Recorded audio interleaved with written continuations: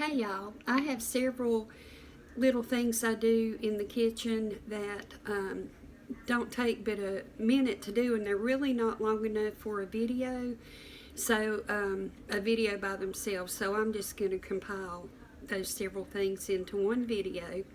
And the first thing I want to show you is when you finish with pickles. Here is asparagus marinated.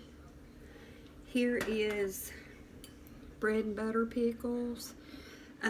Whatever you have that you enjoy eating, when you've eaten all the vegetables out of it, save your broth or your juice, and then pick out, if you want to put back in the same vegetables, do that. Today I'm gonna bring you down. I'm gonna be using, there's some red pepper and some green pepper in here that I've just cut up in pieces, and then there's onion, and I just cut the onion in half, and I'm going to put half an onion in each one, and you just fill it back up with your preferred vegetables. Stick it in your refrigerator for about 2 weeks is what I would do, so that the flavor really intensifies, and then bring it out and you have something delicious to eat. So like I said, I'm using green pepper and onion. You could use carrots or cauliflower, probably broccoli, but that just doesn't sound too appetizing to me. But anything that you think you'd like, cabbage would probably be good. And just put it in your juice, and then you'll have your own homemade pickles or marinade, whatever you want. So I'm probably going to have some green pepper left. If you don't like onions, which a lot of people wouldn't care for it like this, just leave it out. And just shove your vegetables good and tight in there. You might want to shake it when it's in the refrigerator every now and then. But just fill it up and put your lid on it. I might even turn that upside down in the refrigerator, sometimes upside down, sometimes right side up, because this does like a little bit of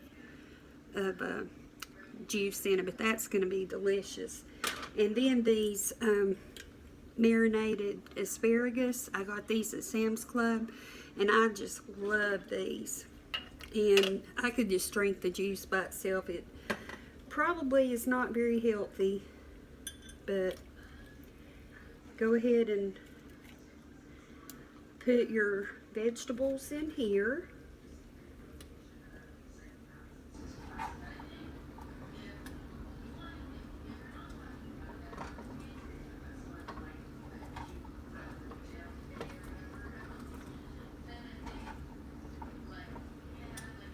I have just a few left. Maybe I can squeeze some more in here.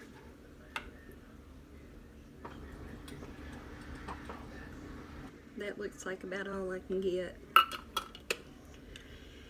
And there's enough broth in that one. But that is going to be the marinated onion and green pepper. So, like I said, if you have pickles or just anything like that you really enjoy. Hey y'all, we are going to make pickled onions, and these are so delicious on so many foods, from hamburgers and hot dogs, beans, any kind of meats, just anything. These pickled onions are really, really good in them. So my daughter was wanting some, and then that got me to wanting some, and we ate some on some hot ham and cheese, and boy was it good. So I decided to go ahead and make some. And the best kind of onion to use when making pickled onions is the purple onion.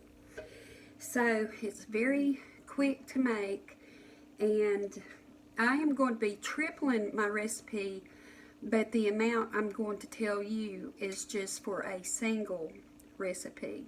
So no matter what I put in the pot, just go by what I say. So I'll bring it down. Here's the pot. I'm going to put it on high to get it started. And the first thing you want to do is put 3 cups of white vinegar. If you like apple cider vinegar better, you can use that, or you can mix the vinegars, whatever you want to do. I'm tripling this because I'm making so much, and this will last 4 to 6 weeks. I would keep it refrigerated if it were me. Then you want to put in 3 tablespoons of sugar. And this only has teaspoons on it, but 3 teaspoons equals a tablespoon, so it's 9. Well, I'm not going to go into that. 3 tablespoons of sugar.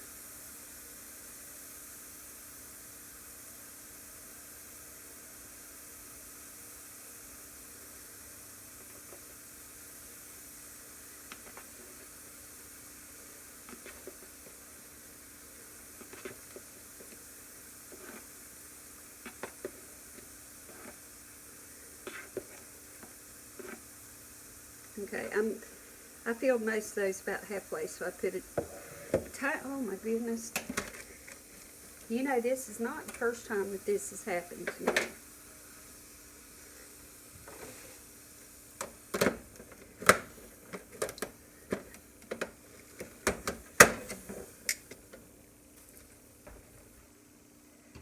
You know, I have a real problem with turning on the wrong burner. And I did it again, but I believe everything's okay, and I'll just transfer that garlic to a different bowl and I'll be fine.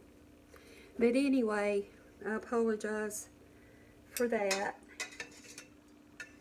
So we have, you know, when you want some real crazy entertainment, you can come here.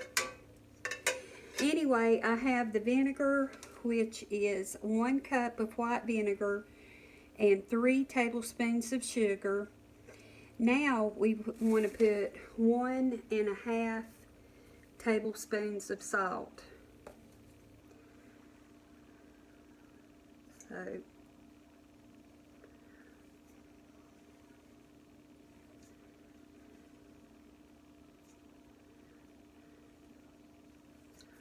one and a half tablespoons of salt. And I have the correct burner on now. We're going to use 2 tablespoons of this pickling spice.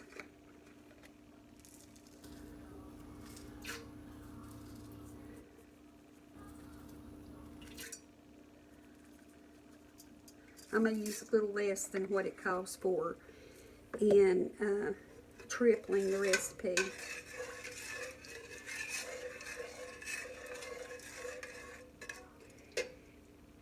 But I believe I will put just a smidgen more. I believe it could use it.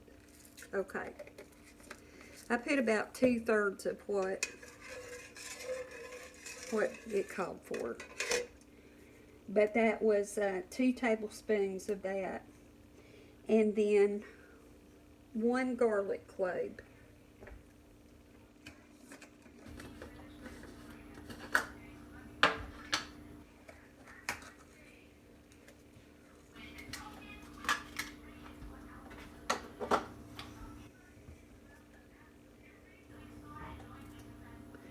So that's 1.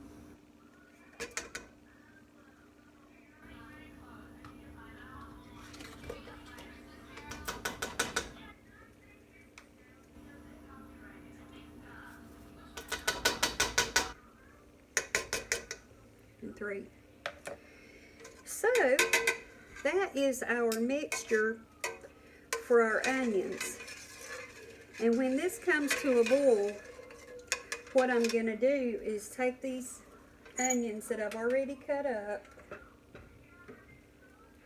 and this is 3 large onions, and I'm going to put them in the pot with the mixture. Let them go about 3 minutes to kind of soften them up a little bit. Then I'm going to put them in the jar and let them set for a few days, and they'll be ready to use. You can also, if you want your, let me bring it up. If you want your onions to be a little more on the crispy side, just go ahead and put your onions in your container, and I'm using this that I got at Walmart, and it was about $10, and this is the lid for it, and it just pushes down on there. It doesn't twist or anything. But if you want your onions softer, put your onions in with your pickling liquid for about 3 or 4 minutes. Let it boil a little bit, and then put it in the jar. If you want your onions crispier, just put the onions in the jar and pour the liquid over them. I'm going to do mine where they're softer. And I was going to say, because I, once again, put something on the wrong burner and it melted the bottom, all the liquid from the garlic came out. And it's got to have something, or the garlic's going to run. So what I'm going to do is take some kind of container and put that garlic in the container, and then I'm going to put canola oil or olive oil, I'm not sure which, probably olive oil, in with the garlic, and that way the oil will infuse with the garlic, and that will be good, real good in recipes. So sometimes I just get really unfocused, I guess, and I apologize. But the broth juice is beginning to want to bubble a little bit, so we'll go ahead and put the onion in. And I have sliced it about that thin. You want to slice it real thin so that it will absorb the pickling stuff, juice, broth stuff.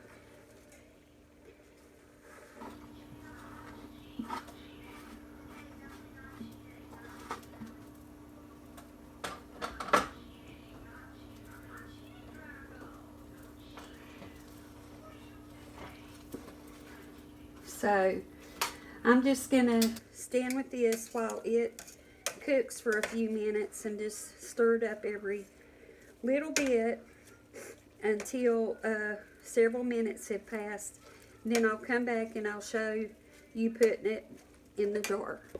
Okay, the onions have finished simmering in the juice, and they're pretty tender.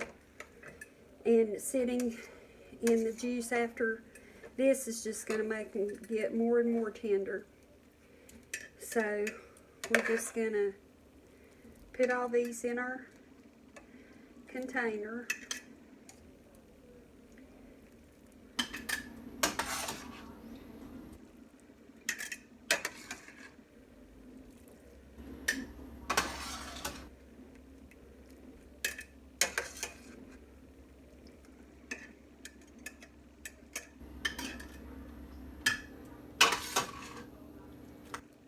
I think I'm going to try pouring them now.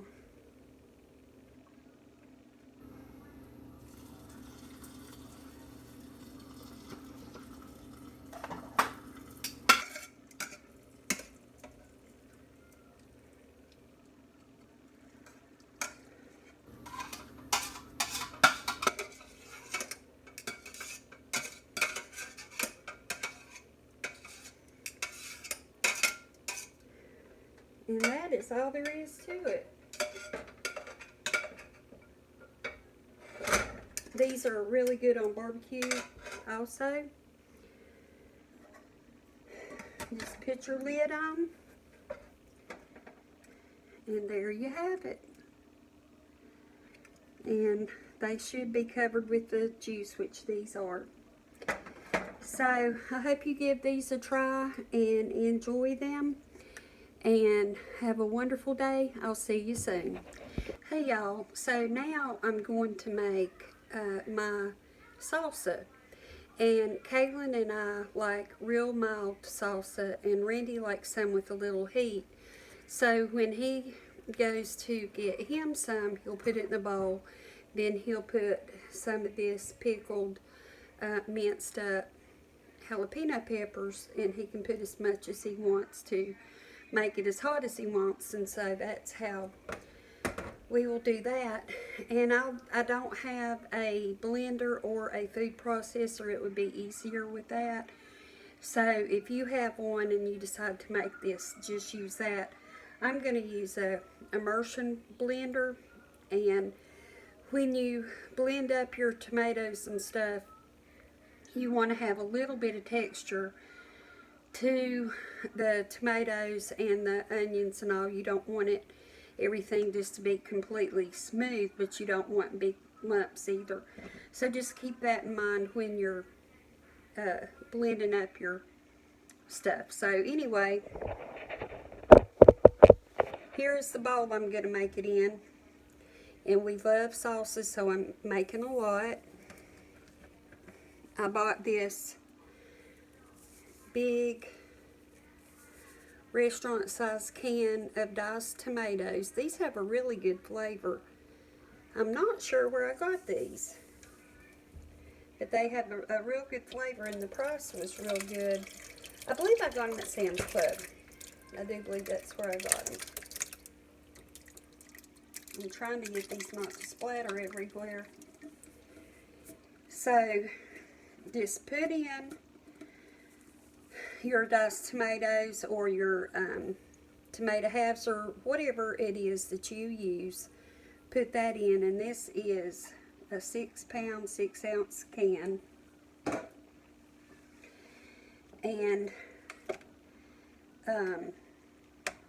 when this gets blended up, it's going to be too thin for the way we like it, because we like fairly thick salsa, not where it's dripping off the chip and all when you're using or eating it.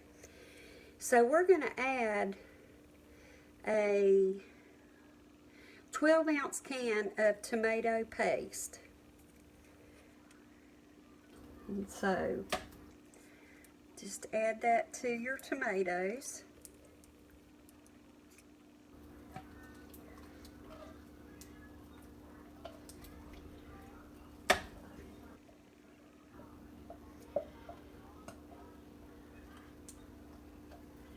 Alright, then we're going to add, well, that's wanting to fall. We're going to add just a little bit of sugar, not enough to even sweeten it, but just enough to kind of take the edge off of the acid in the tomatoes. So I'm going to say a little more than a teaspoon. Well, I got a little bit excited with that. Okay, it might be a little sweet, but I should have poured it in my hand and I didn't. But that's okay with us. Then you want some salt. And I'm going to put about a tablespoon of salt. Some chili powder. Well, I'm going to do about a tablespoon of chili powder. And I have cumin. And I'm going to do about a teaspoon of cumin. Yeah. And then we're going to put about 2 tablespoons of lemon juice, or the juice of 1 lemon. So there's one, there's two. And then you put everything in, and then you blend it. Then we're going to have an onion. So I'm just cutting it up where the immersion blender won't have to work quite so hard. This is purple onion, and it's probably a medium size.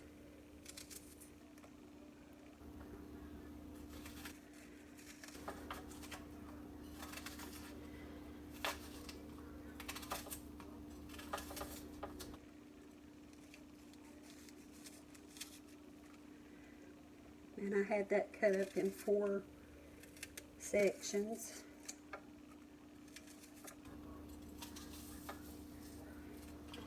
And then the last thing that we're going to put in is cilantro.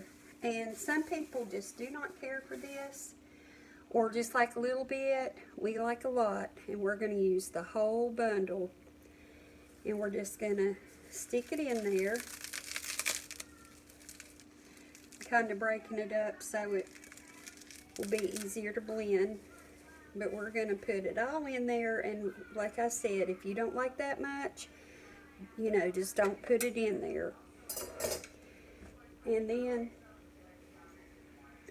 we're going to take the immersion blender.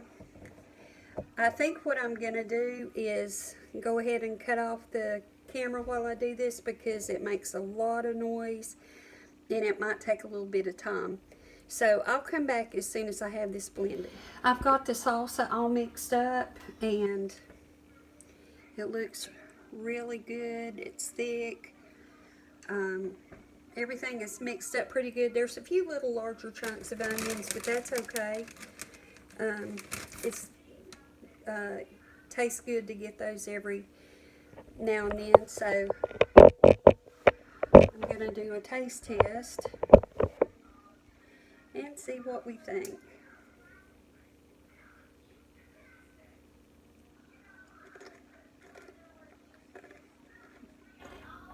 That is really, really good. I'm trying to think what I would add or take away, but it's really good.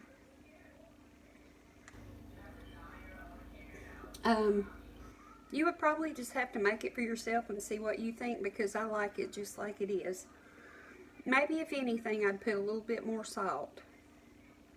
And it really doesn't even need more salt, really. Just sometimes things are good, you know, if you put extra salt. But anyway, I love it, and I hope you give it a try, and I hope that you love it too. And thank you so much for watching, and I'll see you next time. Bye-bye. I'm going to share with you my favorite bagel spread, and there's not a lot of ingredients in it. It's quick and easy to make, but you have to like green olives.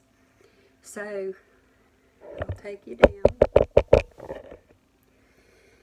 And this is about 8 ounces of cream cheese that I've let set out for a couple hours, and it's not as soft as I want it to be, but anyway, it's not too hard to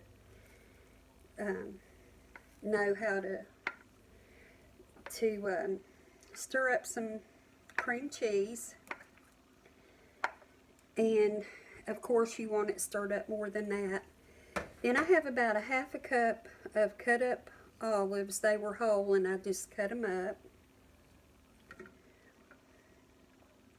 And put those in your cream cheese. And then you want to put a little bit of the olive juice, because you want to make your cream cheese mixture more spreadable. So I'm going to put about 2 tablespoons in there, because usually I wouldn't put that much, but this cream cheese seems pretty tight. So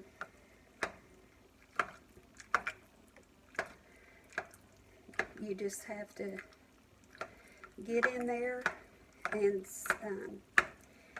get it stirred up. I'm not sure why it's not really melting the way cream cheese usually does. It's starting to get a little bit softer. But anyway, there are so many different spreads and things that you can get for cream cheese. There used to be a place near the thrift store that I go to. It's closed down now, but they sold every kind of bagel and every kind of spread that you could possibly want. And they would really load on the spread. And I loved going there. It was such a big treat. But they closed down for some reason. So this is pretty well stirred up. I want to wash my hands.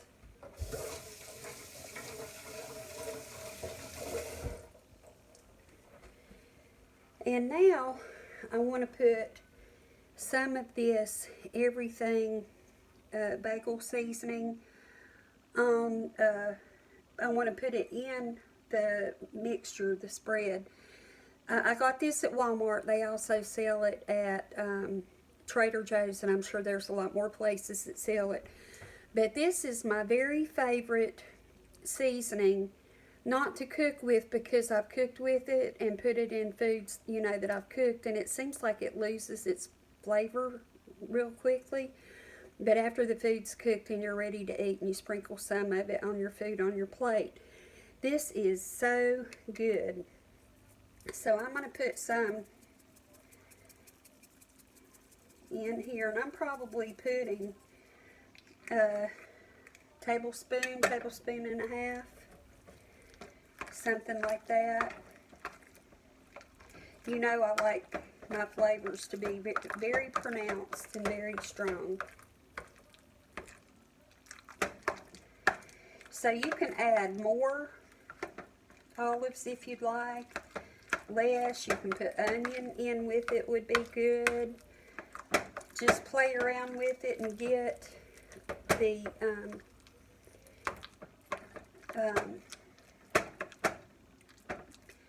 recipe that you want. So that is it.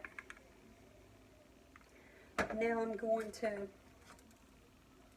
break a little bit of this bagel, and I tell you, this thing is hard. I'm not going to be able to eat much of it because it is really hard. So I put some on the bagel.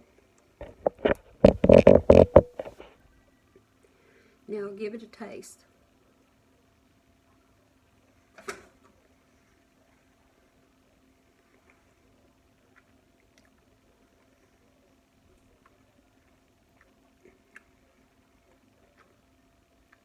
It is so delicious. The flavors are all strong in it, and it's just delicious. The cream cheese kind of tames the olives a little bit, but it's really, really good. And I hope you give it a try. And I hope you love it if you do. I appreciate you watching, and I hope to see you soon. Bye-bye.